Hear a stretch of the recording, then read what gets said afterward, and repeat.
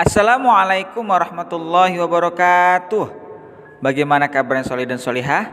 Semoga semuanya tetap dalam keadaan sehat dan baik-baik saja. Dan semoga kita semua tetap dalam lindungan Allah subhanahu wa ta'ala. Amin ya rabbal alamin. Kita bertemu lagi dalam mata pelajaran Pendidikan Agama Islam atau PAI. Bapak harap kalian tidak pernah bosan ya nak untuk mempelajari materi-materi yang ada di pembelajaran PAI bersama Bapak.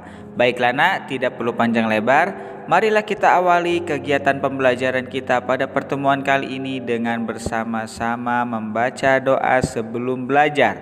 Berdoa dimulai. Bismillahirrahmanirrahim. Raditu billahi rabba wa bil islami dina wa bi muhammadin nabiyyan wa rasula rabbi zidni ilma warzuqni fahma amin. Alhamdulillahirabbil alamin. Semoga dengan pembacaan doa tadi Allah subhanahu wa ta'ala berkenan untuk memberikan ridho dan keberkahannya kepada kita semua. Pada pertemuan sebelumnya kita telah bersama-sama mempelajari materi tentang syarat-syarat diterimanya sholat yang terdapat pada KD 3.5 tentang hikmah ibadah sholat, yang dimana tujuan dari mempelajari materi tersebut adalah agar sholih dan sholihah mengetahui apa saja syarat-syarat dalam melaksanakan sholat, agar Allah subhanahu wa ta'ala berkenan untuk menerima sholat yang kita lakukan. Dan pada pertemuan kali ini insya Allah kita akan melanjutkan materi yang ada pada KD 3.5. Adapun materinya yaitu hikmah ibadah sholat, yang dimana tujuan dari dipelajarinya materi tersebut yaitu agar sholih dan sholihah mengetahui betapa pentingnya sholat dan apa saja yang akan kita peroleh dalam melaksanakan ibadah sholat. Bapak minta kepada semua sholih dan sholihah untuk benar-benar fokus ya nak dalam memperhatikan atau menyimak semua penjelasan yang akan Bapak sampaikan, agar sholih dan sholihah dapat memahami serta menerapkan ke dalam kehidupan sehari-hari. Marilah kita mulai mempelajari materi kita pada pertemuan kali ini. Sholat adalah salah satu ibadah yang diwajibkan oleh Allah subhanahu wa ta'ala kepada seluruh umat manusia. Allah subhanahu wa ta'ala menegaskan bahwa mengerjakan sholat adalah amal utama dan pertama setelah syahadat, dan menjadi bukti dari keimanan kita kepada Allah subhanahu wa ta'ala.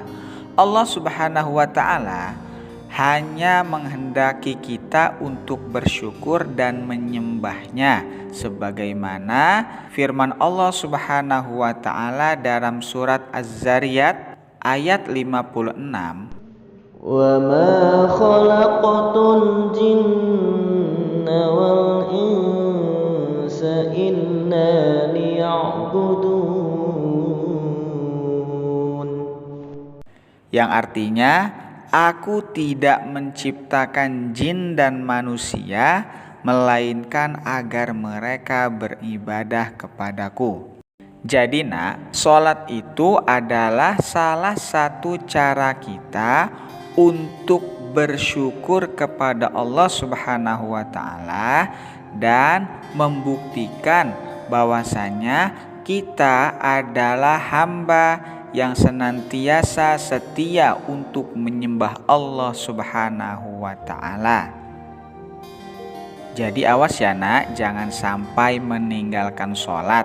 Karena kalau kita meninggalkan sholat, berarti kita tidak mensyukuri nikmat yang telah diberikan oleh Allah Subhanahu wa Ta'ala.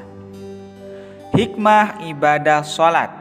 Sebagaimana yang telah dijelaskan di dalam Al-Quran, bahwasanya hikmah dari ibadah sholat itu sangat besar pengaruhnya terhadap kesucian jiwa. Dengan sholat kita dapat menjauhkan diri kita dari perbuatan keji dan mungkar, membersihkan jiwa dari sifat-sifat buruk yang dapat merusak kehidupan manusia, baik diri kita sendiri atau orang lain. Sifat-sifat buruk itu kan banyak nak.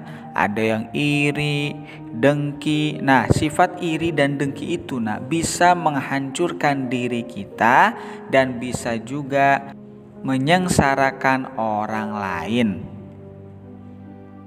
Sebaliknya nak, jika kita meninggalkan sholat atau melalaikan sholat, kita akan selalu terjerumus ke dalam kesesatan, menyebabkan kekal dalam neraka dan mendapatkan siksa yang amat pedih. Sangat besar sekali ya pengaruh buruknya untuk kita ketika kita meninggalkan sholat. Udah mah kitanya selalu terjerumus ke dalam kesesatan, kekal di dalam neraka, mendapatkan siksa yang amat pedih pula. Naudzubillah. Oleh karena itu, jika kewajiban sholat itu kita lakukan secara terus-menerus, maka sholat tersebut akan menjadi alat pendidik rohani kita yang sangat ampuh. Jadi, sholat itu tidak hanya berarti sebagai rasa terima terhadap nikmat yang telah dianugerahkan oleh Allah Subhanahu wa Ta'ala kepada kita, melainkan sholat juga mempunyai dampak positif bagi siapa saja yang melakukannya. Dampak tersebut antara lain selalu terjalin hubungan kuat antara hamba dan penciptanya yang membawa kenikmatan, ketenangan, dan keselamatan yang diwujudkan dalam bentuk pernyataan diri dan penghambaan diri kepada Allah Subhanahu wa Ta'ala. Melalui sholat akan tercipta hubungan yang amat dekat antara seorang hamba dan Allah Subhanahu wa Ta'ala. Dengan demikian akan terasa adanya pengawasan diri terhadap tindakan yang pada akhirnya akan memberikan ketenangan jiwa yang besar. Sholat yang benar akan menjauhkan dari kelalaian yang dapat memalingkan kita dari ketaatan kepada Allah Subhanahu wa Ta'ala. Jadi kalau sholatnya benar, kita akan terhindar dari perbuatan yang dilarang oleh Allah Subhanahu wa Ta'ala. Tapi kalau sholatnya tidak benar, maka kita akan terus berada di dalam kesesatan. Bahkan sholat yang kita lakukan tersebut itu dapat memberikan dampak yang buruk kepada kita karena dilakukan tidak sesuai dengan keilmuannya. Jadi, sholi dan sholihah sebelum melaksanakan sholat itu harus terlebih dahulu mengetahui rukun-rukunnya, syarat-syaratnya, hal-hal yang dapat membatalkannya, dan segala sesuatu yang berkaitan dengan sholat yang akan kita lakukan. Mengerti anak ya?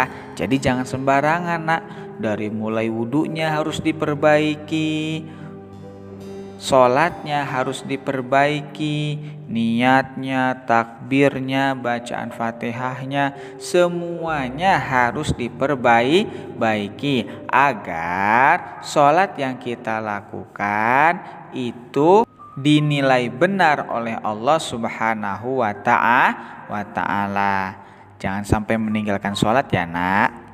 Nah, mungkin hanya itu penjelasan yang dapat Bapak sampaikan. Semoga dapat Ananda fahami dengan baik dan benar, dan dapat Ananda terapkan di dalam kehidupan Ananda sehari-hari. Baiklah nak, marilah kita akhiri pembelajaran kita pada pertemuan kali ini dengan bersama-sama membaca lafaz hamdalah dan doa kafaratul majlis. Alhamdulillahirabbil alamin. Subhanakallahumma wa bihamdika asyhadu an la ilaha illa anta astaghfiruka wa atubu ilaik. Bapak akhiri billahi taufik wal hidayah. Wassalamualaikum warahmatullahi wabarakatuh.